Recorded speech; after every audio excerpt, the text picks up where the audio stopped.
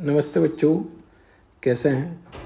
तो आज अपन 11th class की वार्षिक परीक्षा एनुअल एग्ज़ाम का अपन क्या करने वाले हैं, पेपर सॉल्व करने वाले हैं। तो ये पिछले साल का एनुअल एग्ज़ाम का पेपर है। इसमें से बहुत सारे प्रश्न इस बार भी अपने को मिल सकते हैं। पेपर सॉल्व करने से पहले अपन अंक विभाजन देख लेते हैं, वार्षिक परीक्षा का अंक विभाजन कैसा होगा। तो यहाँ पे देखें अपन, जो माध्यमिक शिक्षा बोर्ड ने डाल रखा है अंक विभाजन। अपने जो सैद्धांतिक थ्योरी का जो पेपर होगा 70 नंबर का होगा, प्रैक्टिकल का जो होगा अपना 30 नंबर का होगा। अब पहले चैप्टर से चले, मात्रक और मापन 4 नंबर का है। दूसरा चैप्टर सरल रेखा में गति 5 नंबर का है, समतल में गति 5 नंबर का है, गति के नियम 5 नंबर, कार्य ऊर्जा शक्ति 6 नंबर। सबसे ज़्यादा नंबर का चैप्टर है चैप्टर 6 कणों के निकाय तथा घूर्णी गति। फिर गुरुत्वाकर्षण 6 नंबर का है। ठोसों की सेकंड बुक कम नंबर की है और फर्स्ट बुक हमने ज़्यादा नंबर की है। देखो 4, 5, 9, 9 और 5 14, 14 और 5 19, 19 और 6 25, 25 और 7 32, 32 और 6 38, यानी कि ज़्यादा नंबर की अपनी फर्स्ट बुक है। सेकंड बुक कम नंबर की है। 8वां चैप्टर 4 नंबर का है, 9वां 4 नंबर का है, 10वां 5 नंबर का है, ऊष्मागतिकी वाला 4 नंबर का है, अणुगति सिद्धांत 4 नंबर का, दोलन गति 6 नंबर का और तरंग 5 नंबर का। ठीक है, तो ये अपने हैं। इनमें से जो इम्पोर्टेंट ज़्यादा नंबर वाले चैप्टर और छोटे चैप्टर, आप गुरुत्वाकर्षण देख सकते हैं। तरंग में दोलन गति भी छोटा चैप्टर है, इसे भी आप देख सकते हैं। कार्य ऊर्जा शक्ति गति के नियम, ये भी अपने छोटे चैप्टर हैं, ज़्यादा प्रश्न इनमें बनते नहीं है। ठोसों के आंतरिक गुण, ये भी आप देख सकते हैं। तो ये इम्पोर्टेंट छोटे चैप्टर हैं और ज़्यादा नंबर वाले चैप्टर हैं। ठीक है, तो अपन पेपर सॉल्व करते हैं, एक एक करके पेपर सॉल्व करते हैं। सबसे पहले अपने पास बलाघूर्ण की विमा क्या है। तो बलाघूर्ण क्या होता है, आर क्रॉस एफ होता है। तो आर की विमा और एफ की विमा मिलाएंगे तो M1L2T-2। तो पहले का आंसर हो जाएगा अपना ए। दूसरा प्रश्न अपना, कार्य का सही मात्रक बताइए, आपको जूल होता है। संरक्षी बल के लिए एफ और यू में संबंध, किसमें संबंध, एफ और यू में संबंध। तो एफ और यू में जो संबंध होता है वो क्या होता है, जो फोर्स होता है वो negative gradient of potential energy होता है। क्या होता है, negative gradient of potential energy. तो यहाँ पर ये ऑप्शन सही से दे नहीं रखा है, बाकी ये है, ये उल्टा आएगा। जो ये ट्रायंगल का साइन है ये कैसा आना चाहिए, उल्टा आना चाहिए। और डॉट यहाँ पे नहीं आएगा, तो ये कौन सा ऑप्शन सही होगा, फिर इसका सा ऑप्शन सही होगा। अगला अपने को क्या करना है, मूल बिंदु के सापेक्ष बल पर बलाघूर्ण का मान याद करना है। तो बलाघूर्ण का मान कैसे याद करेंगे अपन, आर क्रॉस एफ से। आर का मान दे रखा है, एफ का मान दे रखा है, दोनों की वैल्यू रखेंगे अपन इसके अंदर। तो ये तो अपना आर की वैल्यू है, ये आर की वैल्यू है आर वेक्टर, और ये वाली जो अपनी वैल्यू है ये एफ की वैल्यू है। तो दोनों का मान रखेंगे तो अपना आंसर आ जाएगा इसके अंदर, ब आंसर आएगा। ठीक है, 2i cap 12j cap plus 10k cap. तो ब आंसर इसका सही हो जाएगा। पांचवा, यदि किसी तार की लंबाई को खींचकर दुगना कर दिया जाए तो यंग प्रत्यास्थता गुणांक पदार्थ की प्रकृति पर निर्भर करता है, अतः वैसा का वैसा ही रहेगा। अगला छठा प्रश्न है, दो तरल की बूंदों की त्रिज्याओं का अनुपात 1:2 है। तो दाब आधिक्य कितना होता है, 2T/R होता है। तो R के व्युत्क्रमानुपाती है, तो त्रिज्याओं का अनुपात 1:2 है, तो इस व्युत्क्रमानुपाती क्या हो जाएगा, ब आंसर हो जाएगा। तो छठे का आंसर क्या हो जाएगा अपना ब। किस ताप पर सेल्सियस और फ़ारेनहाइट बराबर होते हैं, तो ये तो क्लास में कराया हुआ प्रश्न है। सेल्सियस और फ़ारेनहाइट -40 डिग्री पर क्या होते हैं, बराबर होते हैं। अगला देखें, आठवां प्रश्न है, आदर्श गैस की प्रति एकांक आयतन की गतिज ऊर्जा तथा दाब के मध्य संबंध होता है। तो अपने को पता है कि जो ऊर्जा होती है कितनी होती है, 3/2 nRT या 3/2 PV बोल सकते हो आप। 3/2 आदर्श गैस की प्रति एकांक आयतन ऊर्जा, तो ये बराबर ई है। इसको अपन क्या भी बोल सकते हैं, ई बराबर 3/2 PV। अब अपने को पता नहीं क्या है, प्रति एकांक की गतिज ऊर्जा, प्रति एकांक गतिज ऊर्जा कितनी हो जाएगी अपनी, E/V। ठीक है, ई अपॉन वी बराबर कितना हो गया 3/2 पी। तो पी का क्या संबंध हो गया 2/3 ई अपॉन वी।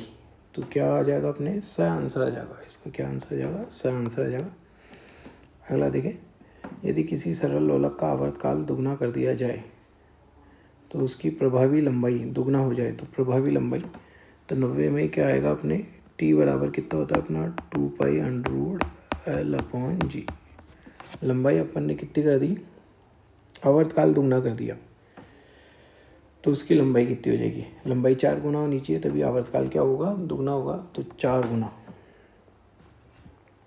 अगला, दो समान आवृत्ति वाले आयामों A1 तथा A2 के परिणामों के आयाम निम्न होगा जबकि उनके मध्य कलांतर क्या है π/2 है। तो इसमें क्या फॉर्मूला लगेगा अपने A1 square plus A2 square plus 2A1 A2 cos phi 0 हो जाएगा, ठीक है। तो √A1 square plus A2 square, तो 10वें का आंसर अपना क्या आ जाएगा से।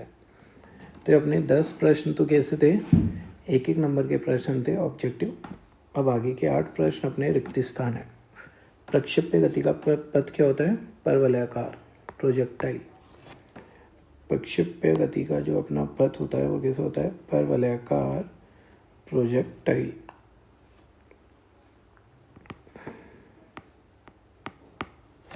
ठीक है, परवलयाकार। अगला देखें, 1 किलोवाट घंटा कितना होता है अपना 3.6 × 10⁶ जूल होता है। जी का मान पृथ्वी के केंद्र पर होता है, पृथ्वी के केंद्र पे जी का मान 0 होता है, गुरुत्वीय त्वरण 0 होगा क्योंकि बल भी 0 होगा। द्रव चालित मशीन किस पे आधारित है, पास्कल के नियम पे आधारित है। CP - CV किसके बराबर होता है R के बराबर होती है। ये कौन सी संख्या कहलाती है अपनी अवोगाद्रो संख्या कहलाती है, अवोगाद्रो संख्या कहलाती है। सरल आवर्त गति कर रहे कण की कुल ऊर्जा क्या रहती है संरक्षित, क्या रहती है अपनी संरक्षित रहती है। ध्वनि तरंगे ध्रुवण नहीं दर्शाती क्योंकि ध्वनि तरंगे कौन सी तरंगे होती है अनुदैर्घ्य तरंगे, और केवल अनुप्रस्थ तरंगों का ही ध्रुवण होता है, अनुदैर्घ्य तरंगों का नहीं होता है। ठीक है, तो ये अपने सारे क्या हो गए रिक्त स्थान हो गए। अब एक एक नंबर वाले करने वाले हैं अपन। एक एक नंबर के जो प्रश्न है वो भी एक एक लाइन वाले जो एक एक नंबर के प्रश्न है। 10⁶ डाइन पर सेंटीमीटर स्क्वायर का दाब किसके बराबर है। 10⁶ डाइन पर सेंटीमीटर का दाब किसके बराबर है, MKS में बताना है। तो इसको यहाँ पे अपन सॉल्व कर लेते हैं। 10⁶ डाइन पर सेंटीमीटर स्क्वायर। तो पहले तो अपन इसको अपने को MKS में चेंज करना है, तो डाइन को चेंज कर दें। तो एक डाइन में कितने न्यूटन होते हैं 1/10⁵, क्योंकि अपने को पता है 1 न्यूटन इक्वल टू कितना होता है 10⁵ डाइन। तो 1 डाइन कितना हो गया 1/10⁵। 1 सेंटीमीटर में कितने मीटर 1/100, 1/100। तो इसको पूरे को सॉल्व करेंगे अपना। 10⁴ ऊपर आ गया, 10⁶6/10। तो आंसर कितना हो जाएगा 10⁵5। तो पहले का आंसर क्या हो जाएगा अपना 10⁵5 न्यूटन पर मीटर स्क्वायर या पास्कल। तो इसका अपना आंसर आ जाएगा 10⁵5 न्यूटन पर मीटर स्क्वायर। ठीक है, चलो आगे करो। द्रव्यमान केंद्र से आप क्या समझते हैं, जहाँ पर अपन पूरे निकाय के द्रव्यमान को अपन क्या मान सकते हैं सकेंद्रित मान सकते हैं। वेग समय ग्राफ का क्षेत्रफल क्या कहलाता है, वेग समय ग्राफ का क्षेत्रफल क्या होता है विस्थापन। VT ग्राफ का क्षेत्रफल किसको बताता है विस्थापन को। जी तथा जी में संबंध क्या है, स्मॉल g बराबर क्या होता है Gm/r²। ये कहाँ होता है पृथ्वी की सतह पर। रुद्धोष्म प्रक्रम में किसी निकाय द्वारा अवशोषित ऊर्जा का मान क्या होता है 0 होता है रुद्धोष्म प्रक्रम में। ऊष्मागतिकी का प्रथम नियम क्या है, ΔQ बराबर ΔU प्लस ΔW। किसी निकाय को दी गई ऊष्मा उसकी आंतरिक ऊर्जा में परिवर्तन प्लस निकाय द्वारा किए गए कार्य के बराबर होती है। अगला, किसी आदर्श गैस के लिए माध्यम मुक्त पथ का संबंध तो ये अपना अणुगति सिद्धांत से कितना होता है, लैम्बडा बराबर √2 n d स्क्वायर। लैम्बडा माध्यम मुक्त पथ है, फिर n है एकांक आयतन में अणुओं की संख्या और d है इसका अणु का व्यास। एक परमाणु गैस की विशिष्ट ऊष्माधारिताओं का मान, तो Cv का मान होगा यहाँ पर F/2R। एक परमाणुविक है तो F/2R का कितना हो जाएगा 3/2R, और Cp का मान इसमें जुड़ जाएगा तो कितना हो जाएगा 5/2R। तो ये दोनों विशिष्ट ऊष्माधारिताओं का मान लिख दिया अपन ने। अगला है 9वां ग्राफ का गतिज ऊर्जा और स्थितिज ऊर्जा सरल आवर्त गति के लिए ग्राफ। तो ये वाला ग्राफ अपन ने बनाया था। कौन सा, एक तरफ तो अपने पास ऊर्जाएं हैं, एक तरफ तो विस्थापन है और एक तरफ अपने पास क्या है, ऊर्जाएं। तो स्थितिज ऊर्जा बढ़ती चली जाती थी और गतिज ऊर्जा घटती चली जाती थी। तो ये वाला इसके अंदर ग्राफ बनेगा। ठीक है, इधर अपने पास क्या है, ऊर्जा। ये जो है अपनी, ये अपनी है कुल ऊर्जा,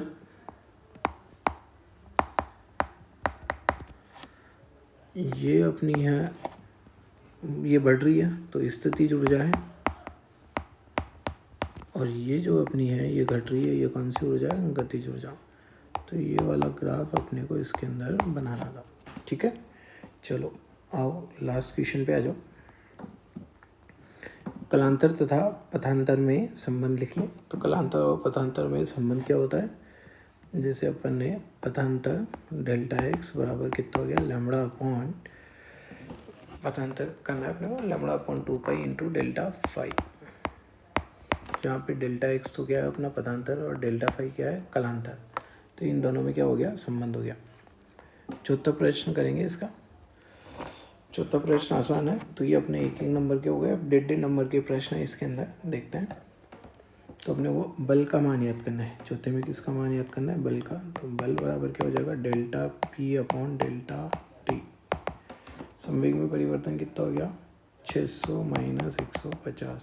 कितने समय में, 2 मिनट में। तो 2 मिनट को क्या कर दिया अपन ने, 60 इंटू 2, तो 450 बटा 120, ये कट जाएगा। फिर 3 से कट जाएगा तो 4 बार और 15 बार, तो कितना आंसर आ जाएगा 3.75 न्यूटन। कितना आंसर आ रहा है इसका, 3.75 न्यूटन। ठीक है, तो ये प्रश्न भी हो गया अपना। 5वां प्रश्न देखेंगे आप। संवेग की परिभाषा लिखी देंगे आप। द्रव्यमान और वेग के गुणों को संवेग बोलते हैं, इसका उपयोग लिख देंगे। अब मैक्सवेल का ऊर्जा संविभाजन का नियम। तो मैक्सवेल का ऊर्जा संविभाजन का नियम लिख देंगे आप कि प्रत्येक स्वतंत्रता की कोटि के साथ बराबर ऊर्जा होती है और इसका मान कितना होता है अपना 1/2 kBt। 1/2 kBt प्रत्येक स्वतंत्रता की कोटि के साथ समान ऊर्जा होती है, और प्रत्येक स्वतंत्रता की कोटि में ऊर्जा कितनी होती है 1/2 kBt। यदि गैस के परम ताप को 16 गुना बढ़ा दिया जाए तो उसका वर्ग माध्य मूल वेग, तो अपने को पता है वर्ग माध्य मूल वेग कितना होता है, √3RT/m। तो 16 गुना बढ़ा दिया तो 4 गुना बढ़ जाएगा। कितना गुना बढ़ जाएगा, 4 गुना। तो ये 7वां प्रश्न भी अपना हो गया। अगला, एक पिंड सरल आवर्त गति कर रहा है ए आयाम से, तो उसकी गतिज ऊर्जा और स्थितिज ऊर्जा समान कब होती है, जब x बराबर कितना होता है अपना a/√2। कितना होता है, a/√2। ठीक है, x बराबर a/√2 होता है तो गतिज ऊर्जा और स्थितिज ऊर्जा क्या होती है, उसकी समान होती है। अगला है 9वां, अनुदैर्ध्य अनुप्रस्थ तरंगों को उदाहरण से ही समझाते हैं।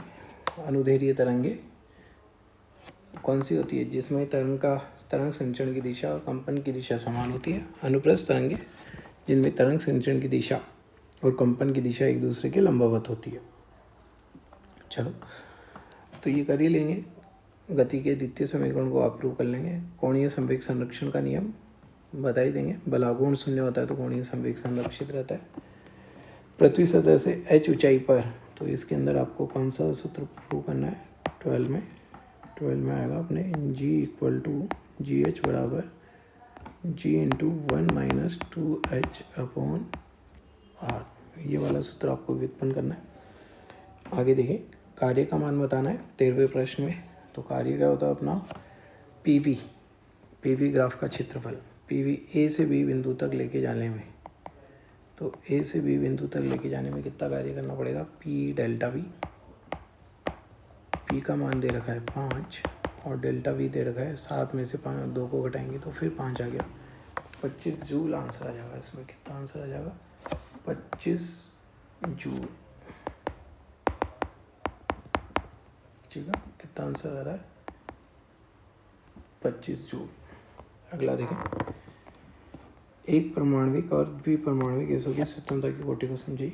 एक परमाणविक में कितनी होती है, एक परमाणविक के लिए स्वतंत्रता की कोटि 3 होती है। द्विपरमाणविक के लिए कितनी होती है, उसमें द्विपरमाणविक में होती है अपने 5, क्योंकि उसमें 2 घूर्णन गति की भी आ जाती है। अगर द्विपरमाणविक में कंपन भी है तो उसकी स्वतंत्रता की कोटि कितनी होगी, 7 होगी। इसको आप समझा सकते हैं।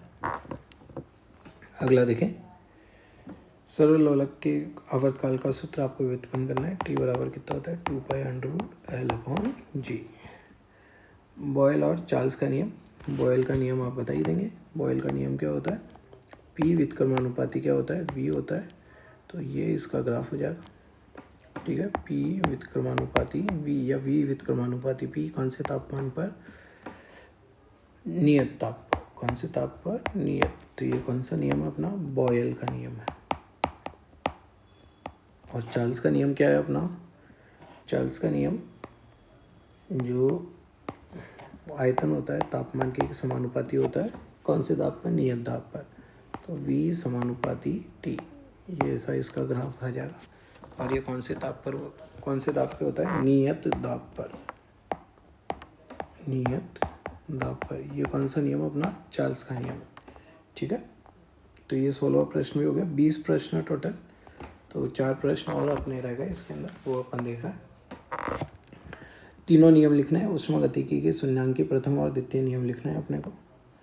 अगला है सरल आवर्त गति में गतिज ऊर्जा, स्थितिज ऊर्जा और इसका अपने को संबंध बताना है। कितने नंबर का प्रश्न है, 3 नंबर का प्रश्न है।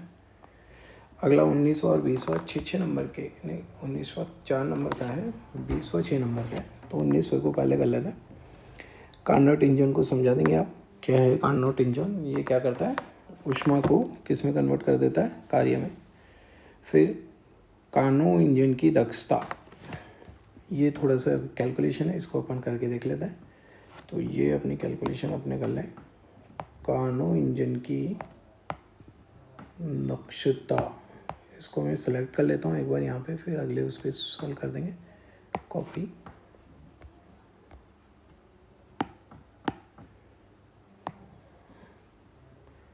तो कार्नो इंजन की दक्षता कितनी है, 30%।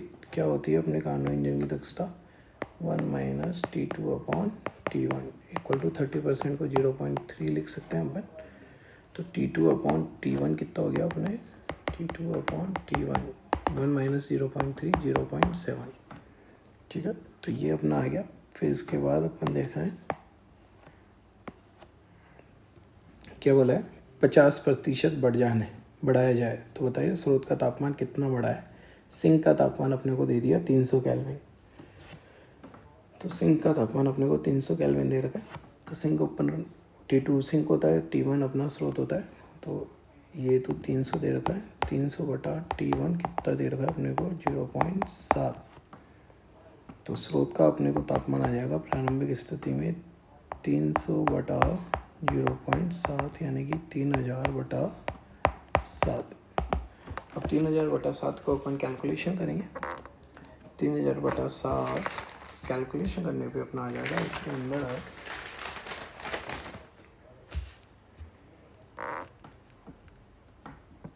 3000/7 का लो कैलकुलेशन, 7 चौक 28, फिर कितना बचा, 2 बचा, 0 थे, 7 दूनी 14, फिर 6 बचा, फिर 0, 7 9 63 के केल्विन के करीब हो गया। अब अपन दूसरे में देखते हैं क्या बोल रहा है, 50% it efficiency is to be increase to 50%। तो 1 - T2/T1 कितना हो गया अपना, 0.5। तो T2/T1 हो गया अपना 0.5। If the sink is at 300, sink को 300 पे कर दिया अपन ने, तो T1 कितना हो जाएगा अपना, T2 अपना 300 है,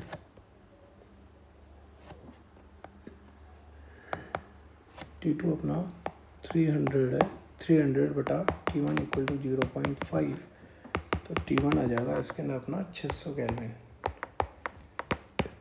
कितना आ गया, 600 केल्विन।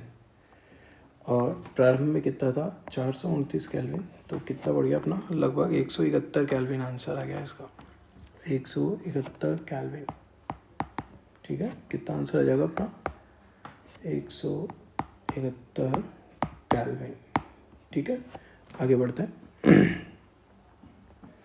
तो 171 केल्विन इसका आंसर आ जाएगा। तो अ और ब दोनों अपने सॉल्व हो गए, तो ये वाला भी हो गया अपना। अगला है दो अक्रियाशील, इसी का अथवा गए 19 का, दो अक्रियाशील गैस है 3:2 में है, तो उनकी अणुओं की संख्याओं का अनुपात भी यही रहेगा 3:2, और घनत्व का अनुपात अगर अपन सॉल्व करेंगे तो इसका आंसर आएगा अपने 0.947। कितना आंसर आएगा, ब का आंसर है, सॉल्व हो गया अपना। इसका दूसरा सेकंड पार्ट का आंसर आएगा 0.947। ठीक है, फिर अगला अपना 20वां क्वेश्चन है, ये तरंग गति पे आधारित है, इसे आप सॉल्व कर लेंगे देख के। जैसे ये कौन सी तरंग है, अप्रगामी तरंग है, कौन सी तरंग है, अप्रगामी तरंग है, तो ये अप्रगामी तरंग हो गया। तरंग दैर्घ्य वगैरह वो आप पता कर सकते हैं, के बराबर क्या होता है अपना 2π/λ से। ठीक है, आवृत्ति क्या होती है, ओमेगा से, ये देख के आप पता कर सकते हैं। यहाँ पे आवृत्ति का मान है,